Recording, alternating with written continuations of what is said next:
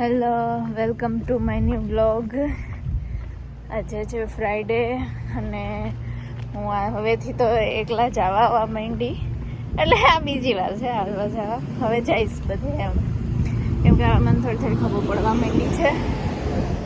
અને અત્યારે હું જાઉં છું મારા દાદા ભગવાનનું સેન્ટર છે ત્યાં. અત્યારે 10:30 થી 12:30 સત્સંગ ને એવું બધું હોય છે, તો હું ત્યાં જઈ રહી છું.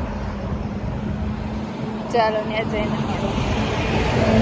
ફાઇનલી હું પહોંચી ગઈ છું દાદા દર્શને. અહીંયા લંડનના સૌથી મોટું સેન્ટર અહીંયા અમારે હેરો બાજુ જ આવેલું છે, એટલે સારું છે, મને નજીક પડે છે, એટલે હું બધું જોઈન્ટ કરી શકીશ.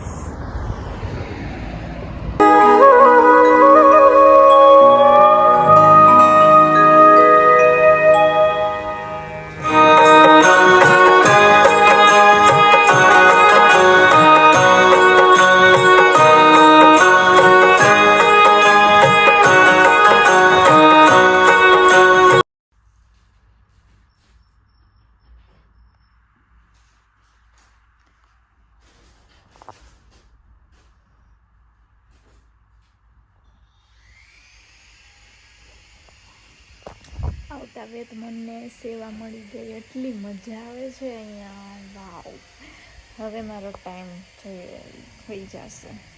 જો આ બધું ક્લીન કરવાનું છે, મારી સેવા ચાલુ થઈ ગઈ છે ને હવે હું અહીંયા જોઈન્ટ થઈ ગઈ છું, એટલે આપણો ટાઈમ થઈ જશે.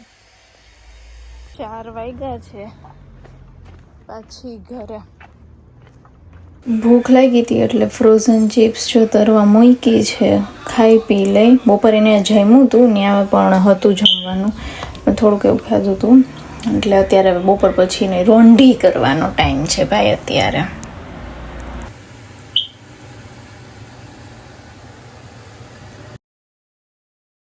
Welcome to our new blog.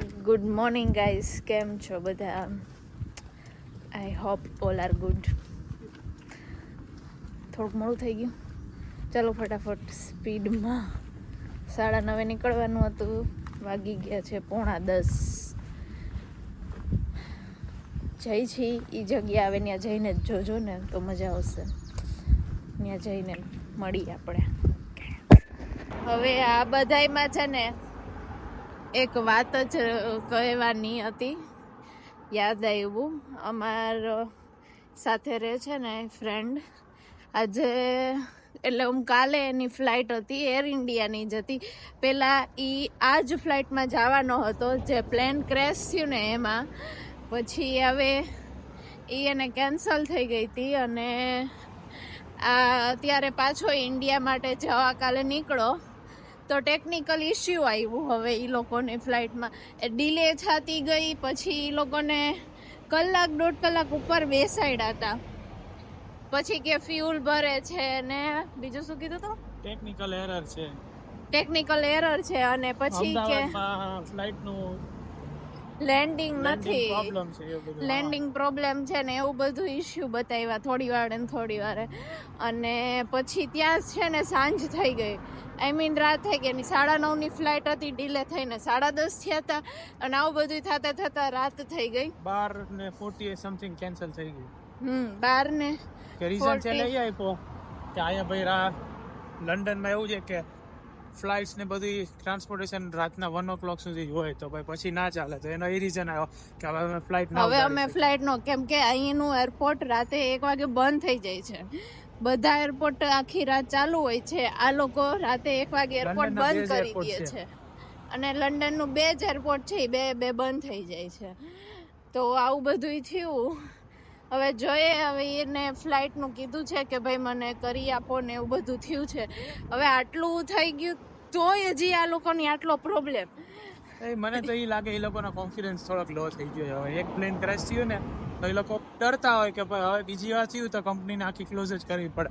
પછી એક કોઈ અલાઉડ નહીં કરે એર ઇન્ડિયાને અહીંયા આવવા જવા ક્યાંય પણ. તો એવું હોય તો અત્યારે એરલાઇન બંધ કરી દો ને ભાઈ, હવે થોડોક ટાઈમ માટે. ખાલી પેસેન્જર્સ ને બધાને આવું કરે છે તો કોઈ જેમાં ટ્રાવેલ કરશે જ નહીં હવે.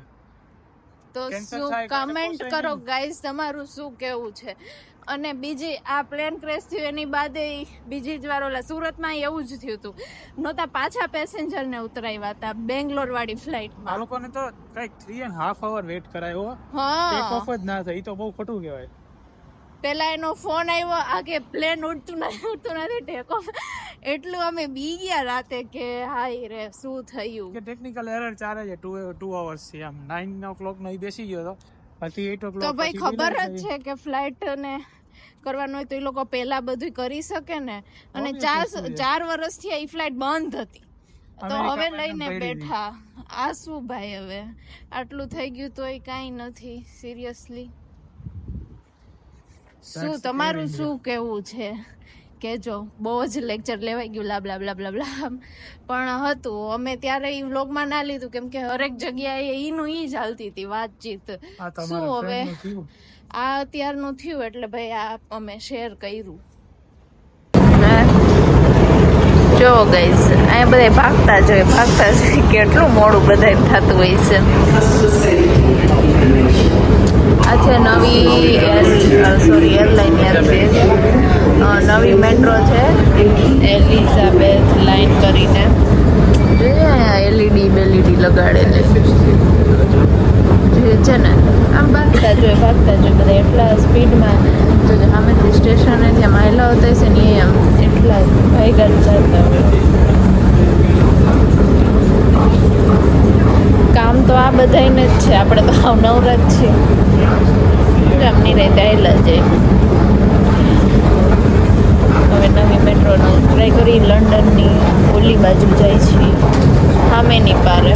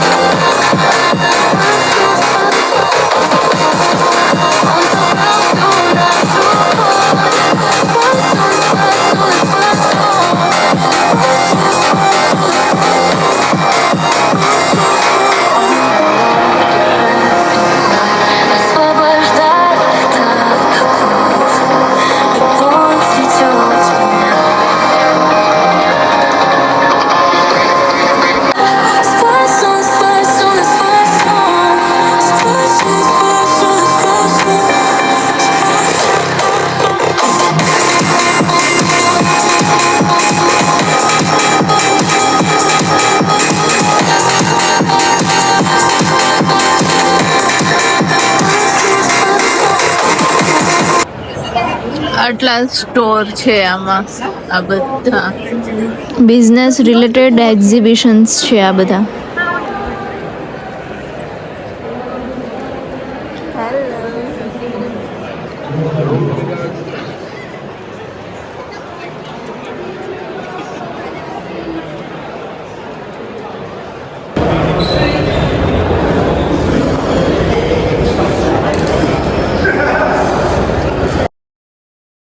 પહેલી વાર જાઉં છું એકલા. આવી ત્યારની ગઈ નથી કોઈ દિવસ એકલી ક્યાંય. અને હવે આજે હું જાઉં છું મારી ફ્રેન્ડને મળવા માટે. એ વેમ્બલીમાં છે. અત્યારે 3:30 વાગ્યા છે અને નીકળી પડી છું. જોઈએ હવે કેવી રીતે શું થાય છે. એ પહેલો એક્સપિરિયન્સ છે એકલા જવાનો. હવે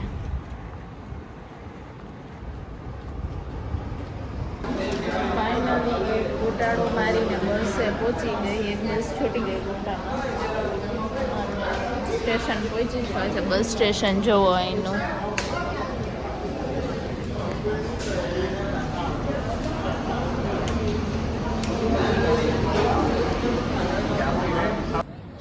બહુ મસ્ત એરિયા છે. હવે એ આવે છે મને લેવા અહીંયા.